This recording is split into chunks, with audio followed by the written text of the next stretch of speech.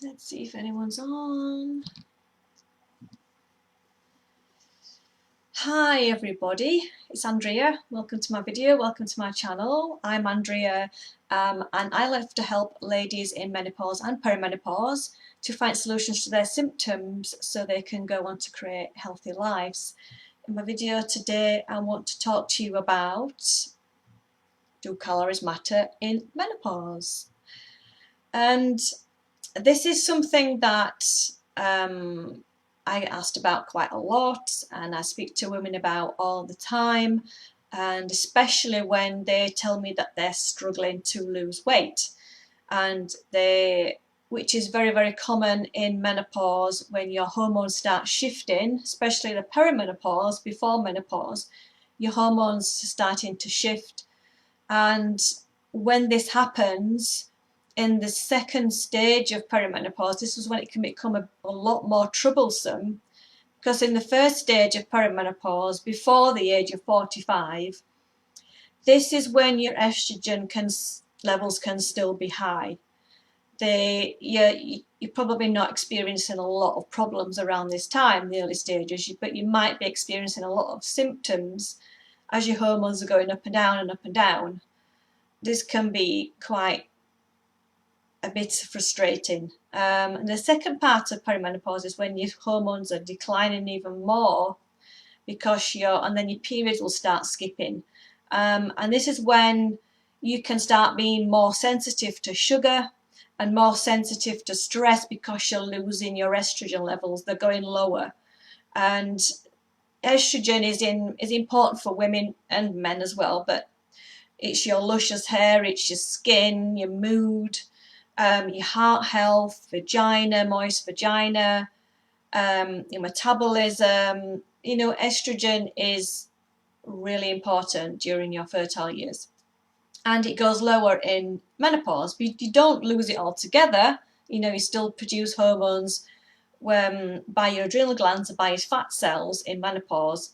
But then it's when you get to menopause is when some of the weight gain can be really troublesome. And it's because of this sensitivity to stress and sugar, and because of your estrogens going low, and you can lose your testosterone a lot quicker, and you're losing your muscle mass even quicker because of that. And there's so much that you can do to help with your estrogen levels, to build that testosterone and to maintain your weight. Now, as far as counting calories goes, it all depends on what it's not all about calories in and calories out. I don't believe it's all about that, because you can eat like a handful of sweets, and you could eat a plate full of vegetables. That can be the same amount of calories, and you can see where the calorie side of it is quite confusing, because if you're, like I say, if you're eating that little handful of sweets and you're eating that massive plate full of vegetables, can be the same calories in it, then you're getting more nutrition from those vegetables than you are from those handfuls of sweets, because all you're going to get from that is empty calories. It's just like refined sugar and lots of additives and rubbish like that your body doesn't recognise, and your body's going to go, oh no, let's just stuff that in your fat cells and make you fatter. So you can see how this is the quality of the food, the quality of your nutrition is more important than the calories in, calories out.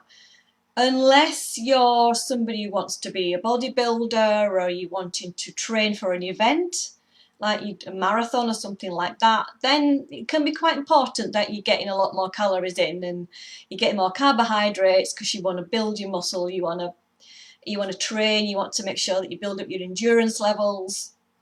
But if you're somebody who's not doing anything like that, then you're just wanting to maintain your weight, then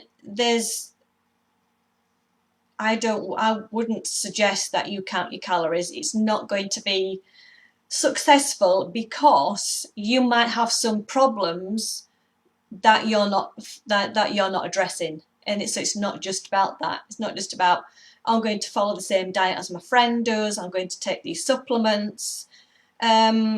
You can be somebody who loses weight quickly, but you can be doing it in an unhealthy way. Like I say, restricting, you're just drinking like fluids, like a lot of meal replacements now have contain these drinks. It's like you're drinking something for breakfast, you're drinking something for lunch, and then you're having a big dinner for in the evening.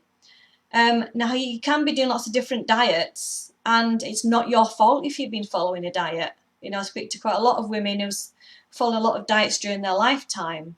In diets can be quick fixes, you know, like you're working on a specific diet for a wedding. But if you keep doing this over your fertile years before you hit menopause, then you can start having some problems because you might have nutrient deficiencies, you might have some gut issues, because these types of diets that you keep doing and stopping and starting, they're going to mess up your hormones in your body and can cause lots of problems in the long run, could cause lots of problems now in menopause. Then if you went to look at, I'm going to start looking at my diet and what I can eat, what is the right foods to eat for you to be able to maintain that weight. And then as you reach menopause, you just have to make a few little changes to what you're eating now to have successful results in menopause. And I'm not saying that you have to stop eating your favourite foods. That's not what I'm saying at all. Because in my 30-day plan, my 30-day meal plan, there is so many delicious recipes in there that you can cook, you can create yourself, and that are not restrictive at all. You'll never go hungry, you never count calories. You'll be surprised and just how easy it is to do that. You know, I find that the diet part is the easiest part to get a handle on and to get into a routine of doing and making some simple changes. Because I can look at your diet and say, okay, I'm eating healthily, but if I look at it, so I looked a lot at my clients recently, looked at their diets, and I've seen some things, places where they can make improvements, and some things that they might be doing that's not doing any good to their health. So there's a lot to consider here when it comes to losing weight and maintaining your weight. And if you're having lots of problems around that, then the first thing we need to look at is diet, you know, what you're eating. And the second thing to look at is what is your gut health. Because I find that a lot of women in menopause now, they're struggling a little bit with the gut health, and maybe liver is getting a bit stagnant. Because when you've gone through different phases in your life, whether you've been on the birth control pill, whether you've been on different diets, whether you've had babies and how many babies you've had, your health history, and it depends on what you've eaten over the last 20, 30 years. As you reach menopause, you might just need to do like what I call a renutrition reset. We just need to reset your metabolism, reset your gut, look at your liver health, get that moving again, because you've got this strobolome in your gut health, and this is where you're controlling your estrogen levels. Now, your estrogen levels are really important in menopause, and it can cause a lot of issues with your minerals as well. It can cause your copper to go high. It can cause some problems with your thyroid. Your thyroid's not being utilised properly. It's not being used right. So you might have gone to your doctor and your doctor said, okay, your thyroid's fine, there's nothing wrong with it. And there isn't anything wrong with it, it's fine. It's just because your estrogen levels, or you can have mimic of estrogen as well in your body, like the toxic estrogens. Like I say, if your strobolome isn't strong and your gut health isn't strong, you're not been tending to your gut garden. I call it a gut garden. And it's not growing flourishing, like growing lots of lovely flowers.